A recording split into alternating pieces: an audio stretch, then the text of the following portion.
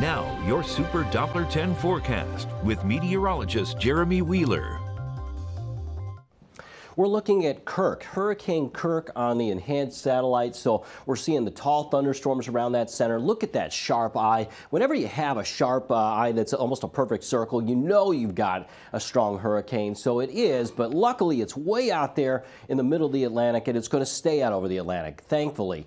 And so here's the latest track on Kirk. It's a Category 4 right now. Winds of 145 miles an hour sustained, and there it goes, staying to the north and then northeast, and maybe even affecting the Azores Islands eventually, but staying north of that island chain. And then Leslie, Tropical Storm Leslie, is going to become a hurricane, and it will probably pass a little bit west of the track of Kirk, a little bit, and might get a little closer to Bermuda, but also likely to stay out to sea. So what else is there? Well, right now we're tracking this cluster of thunderstorms over the Gulf of Mexico. The models don't have it turning into a big tropical system, but they do have a lot of rainfall along the Gulf Coast, especially in the coast of Florida. Look at some of these heavy downpours that could get in there.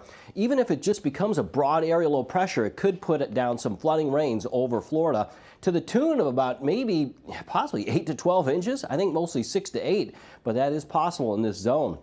Luckily, I guess a little bit of luck that it's south of Tampa. They don't need any of that rain down there, those types of rain anywhere. But at least, the worst of the conditions are from Tampa north from Helene. So that's where they had all that damage.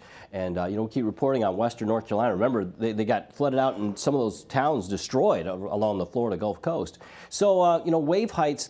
Around here, we're going to see the waves increase going into Sunday. I do want to mention Surf for the Cure is on Saturday. I think over the Outer Banks, we're looking at some 6-footers. I think at Virginia Beach, it's going to be about 3. So that's happening on Saturday, Surf for the Cure.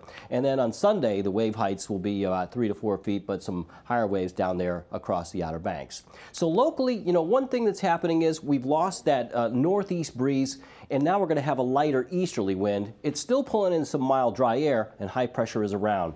There's a cold front over the Midwest that's going to roll through here tomorrow. Might bring us an isolated shower, but it's going to just kind of reinforce the mild air that's in place. We have a little spike in temps, a small spike, but a drop in temperatures going into Tuesday. The dew points are going to drop around that time as well. They get down to 50. Right now they're still comfortable, but it's going to be downright dry going into Tuesday and Wednesday of next week.